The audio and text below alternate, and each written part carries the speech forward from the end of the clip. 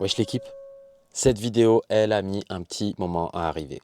J'espère que vous allez tous très bien et la raison pour laquelle j'ai mis du temps à tourner cette vidéo, c'est tout simplement que j'ai acheté un nouveau micro. Donc normalement mon son il est encore meilleur qu'avant et j'ai acheté aussi une nouvelle caméra.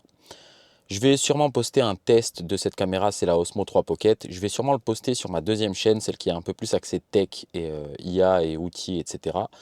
Tout simplement parce que la vidéo, elle n'a rien à faire sur cette chaîne-là. Sur cette chaîne-là, je suis plus là pour te raconter des histoires qui te font réfléchir. Et aujourd'hui, on va commencer par une histoire qui m'a fasciné.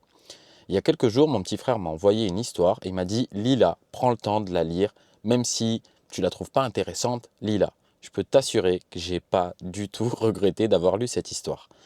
Et aujourd'hui, j'ai envie de te la raconter. Alors, notre histoire prend place en Égypte antique. Le temps des pharaons, des pyramides, bref, tu connais, je te fais pas un dessin. C'est l'histoire de deux frères. Arrivés à leur majorité, donc à 18 ans, les deux frères, fils de nobles, sont reçus par le pharaon. Le pharaon les regarde et leur dit « Écoutez les gars, moi j'aime beaucoup votre daron. Votre père c'est vraiment un ami et j'ai envie de vous faire un cadeau. J'ai envie de vous mettre au défi. Vous avez tous les deux 18 ans, vous êtes en âge, vous avez toute votre vie pour me construire la plus belle et la plus grande des pyramides. Celui qui réussira à me construire la plus belle et la plus grande des pyramides sera récompensé. Et la récompense, elle est très simple, des richesses à vie, pour toujours, des femmes, des animaux, des maisons, bref, tout ce que tu désires en tant qu'homme, tu l'auras si tu me construis cette pyramide. » Donc les deux frères, ils se regardent, ils disent « Bah ça va être easy, on va utiliser l'argent de papa, la pyramide en 2 ans, elle est construite. » Là, le pharaon, il leur dit « Hop, hop, hop, hop, hop. Il y a quelques conditions. La première, tu n'as pas le droit de te faire aider par qui que ce soit. La deuxième, ton argent ne peut pas te servir à acheter des choses pour la pyramide. Donc, tu vas pouvoir acheter des compétences, mais tu vas rien pouvoir acheter d'autre. Et la troisième chose, tu dois finir cette pyramide seul, entièrement seul. C'est-à-dire que même les animaux ne peuvent pas être utilisés et tu ne peux pas non plus utiliser des amis gratuits. Donc, les deux gamins, ils se regardent et disent « Ok, donc là, la tâche, elle est un petit peu plus compliquée. » Mais on leur promet quand même des richesses à vie et ça, c'est pas rien. Les deux gars, ils se barrent, ils commencent à choisir leur endroit. T'as le premier frère, lui, il va un petit peu à l'écart du village. Il se trouve un endroit plutôt sympa, avec de la place, et où il n'y a pas trop de gens qui vont l'embêter. Il se met à travailler instantanément, il commence à poser des pierres, il commence à faire son truc. Il commence. Acharné, il lâche rien. Jour et nuit, à partir du jour où le pharaon leur a dit « Vous construisez la pyramide, je vous mets bien », le mec, il se lance, il lâche rien. T'as le deuxième frère, lui, il choisit un autre endroit. Il choisit d'aller dans un espèce d'entrepôt, vous savez ces vieux entrepôts qu'il y avait dans l'Égypte antique, et il se met à ne pas travailler. En fait, lui, qu'est-ce qu'il va faire? Il va sortir plein de feuilles, plein de choses pour écrire, mais à aucun moment on voit qu'il est en train de faire une pyramide. Donc au bout d'1 an, les travaux se passent, etc. Le premier frère, celui qui était parti un petit peu à l'écart du village, a déjà construit une bonne base. En tout cas, les fondations de sa pyramide sont déjà bien avancées. Les gens le regardent, ils commencent à s'agglutiner, ils se disent « Ah d'accord, donc de base il n'y avait rien, et là il y a des fondations de pyramide, le mec a tout fait tout seul, c'est quand même assez intéressant, et il y a quelques personnes qui viennent le regarder assez souvent. » Le deuxième frère, celui qui était dans l'entrepôt, il y a 1 an qui est passé aussi, mais lui, il n'a absolument posé aucune pierre. Alors là, ça ramène les curieux. Les curieux qui arrivent et qui se disent « C'est bizarre, il y en a un frère qui a construit déjà des fondations, il a posé je ne sais pas combien de pierres, et là l'autre frère qui a absolument rien foutu. Et il est même plutôt discret, parce qu'il va tous les jours dans son entrepôt, mais il pose aucune pierre. » Les mois passent, les années passent, et ça fait déjà 3 ans qu'on est là, à construire cette pyramide.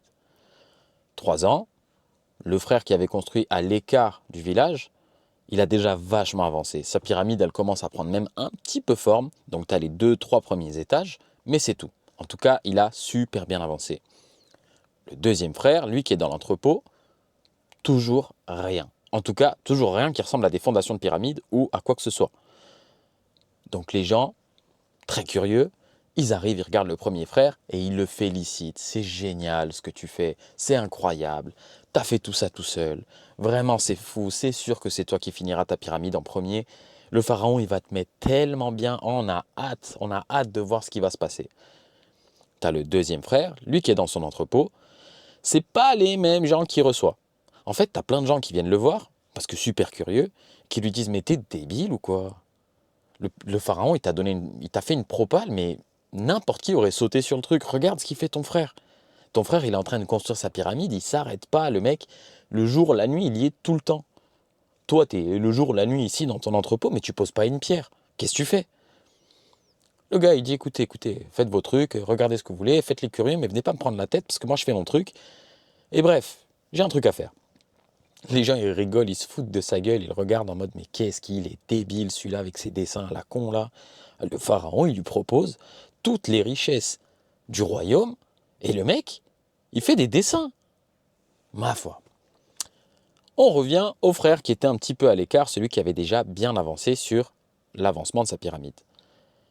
On arrive à un certain point où les pierres deviennent trop lourdes pour être montées en l'air. Je le rappelle, ils n'ont pas le droit d'utiliser d'animaux, pas le droit d'utiliser d'aide, de personnes. Donc, il doit porter ses pierres tout seul et les monter là où il faut les mettre pour que sa pyramide prenne forme. Sauf que, t'imagines bien que des pierres qui se mettent sur une pyramide, c'est un petit peu lourd et à la force de tes bras, tu vas galérer. Donc, qu'est-ce qu'il fait? Il a de l'argent. Il va trouver le mec le plus fort de toute l'Égypte antique et lui dit « Écoute, moi, j'ai de l'argent, mais j'ai une mission à accomplir et j'y arrive pas. Donc je vais te payer tout ce que tu veux à partir du moment où tu m'apprends à être aussi fort que toi pour que je puisse soulever mes pierres. » Ok. Le gars, il lui dit « Bah, let's go. » En plus, le mec est musclé et il est pas con. Il est malin et il se rend compte que bah, c'est le fils d'un noble. Il va être super riche parce que le pharaon va le mettre bien. Donc il se dit « Bon, tu sais quoi, moi je vais l'allumer sur les tarifs. Je vais lui faire mon plus haut tarif en fait. » Il fait un tarif exorbitant, mais le mec, il n'a pas le choix. Le gars est obligé de faire appel à ce coach sportif-là et à ses tarifs parce que bah, c'est le mec le plus fort d'Égypte.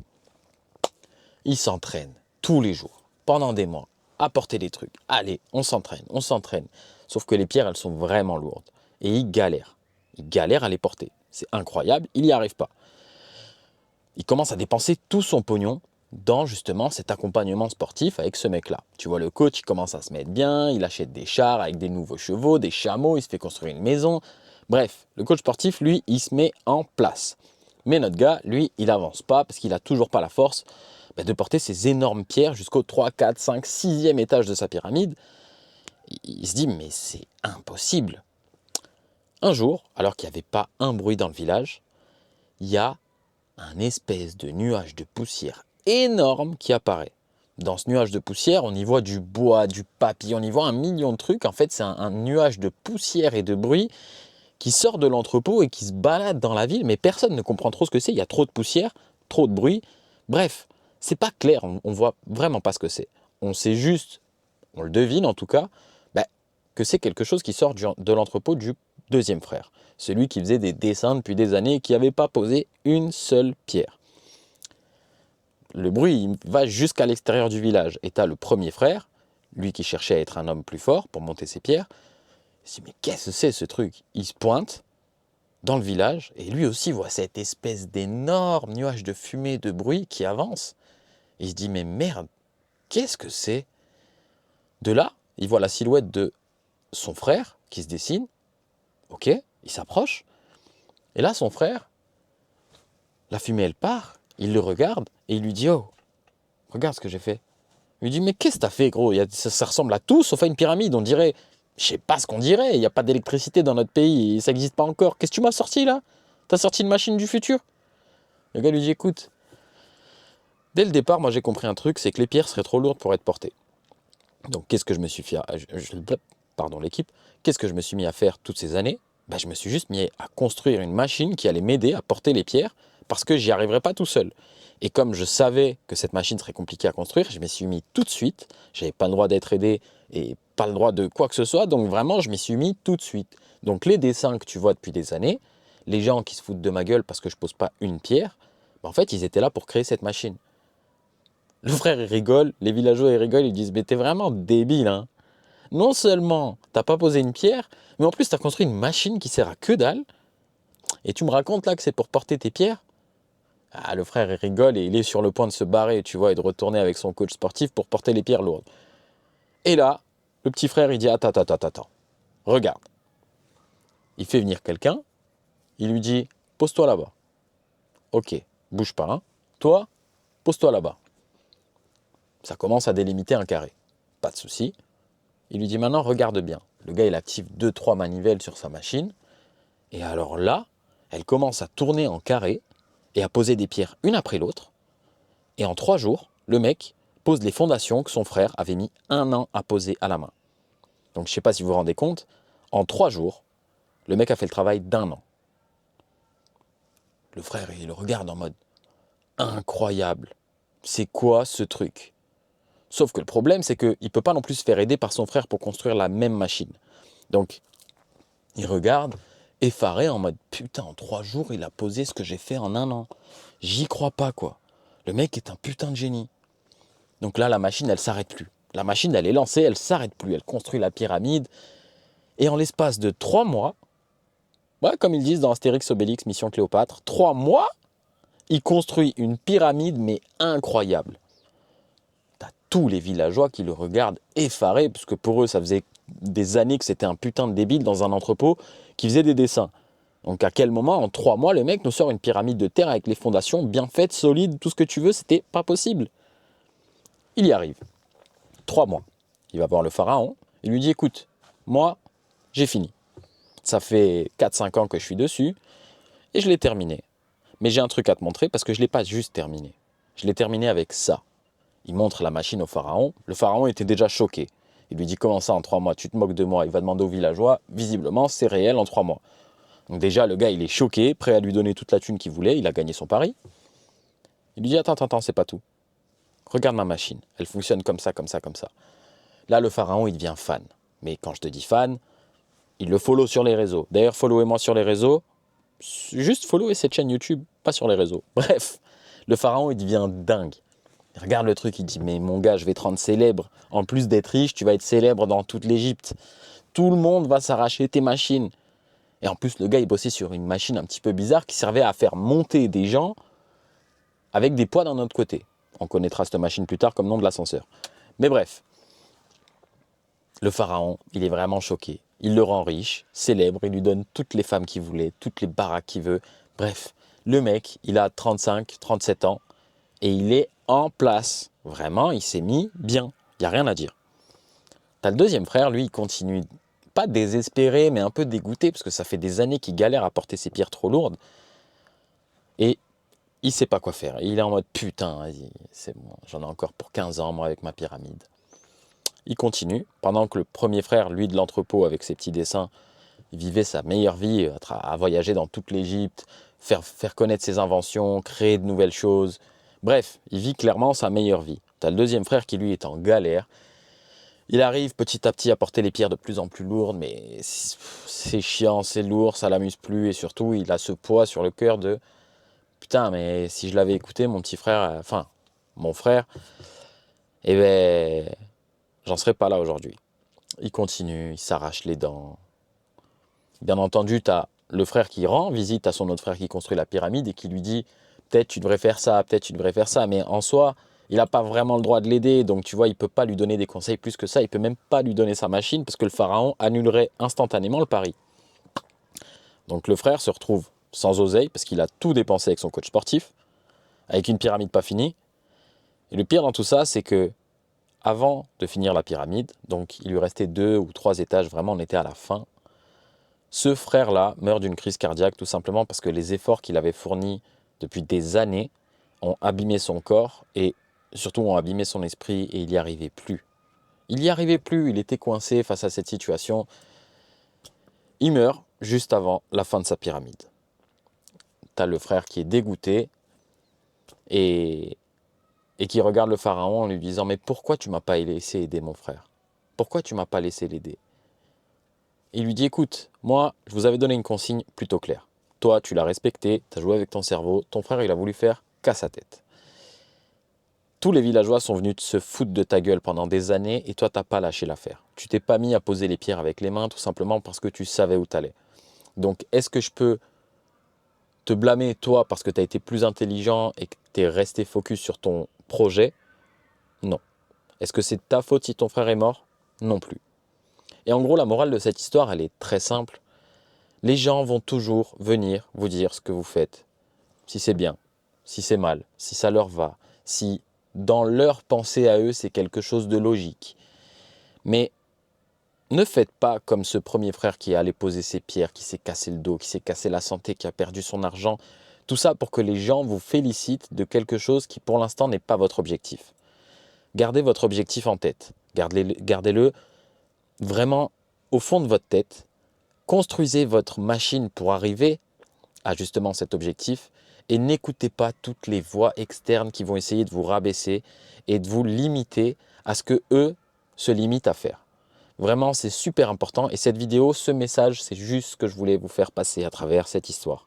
Les gens vont toujours essayer de vous décourager quand vous n'allez pas sur la bonne route en fonction de ce que eux pensent. Mais il n'y a pas de bonne route, les gars. Personne ne prend la bonne ou la mauvaise route.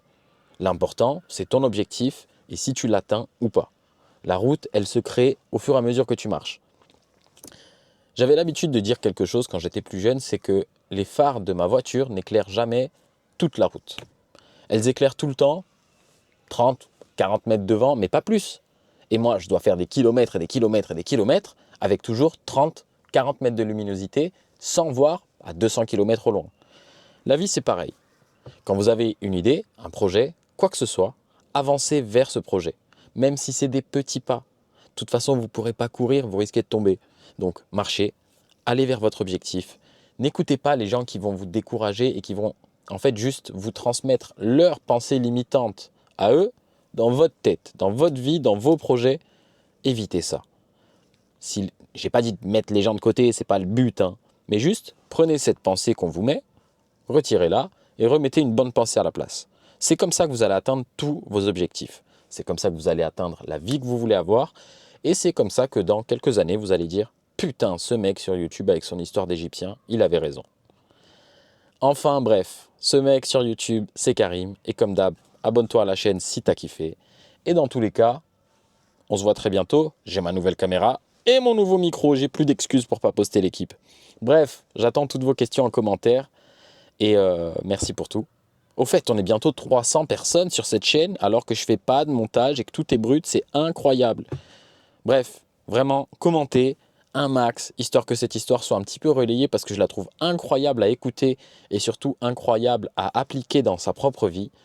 Je vous souhaite un maximum de réussite à tous et surtout à toi qui regarde cette vidéo. Vraiment, je te souhaite un max de réussite. Et le mot de la fin, il va être tout simple. Tu vas réussir ce que tu veux réussir. L'important, c'est juste de t'en donner les moyens. Comme ça, on dirait une phrase de youtubeur à la con, mais je te jure que tu peux avoir la vie que tu rêves, mais vraiment celle qui pour toi est inaccessible, à partir du moment où tu vas te sortir les doigts du fiac et que tu vas aller tout droit vers ton objectif. Ça va prendre 1, 2, 3, 4 ans, 5 ans, 10 ans, mais on s'en fout. L'important, c'est que ton objectif soit atteint et que tu kiffes la vie, mon gars. Bref, c'était Karim. Peace.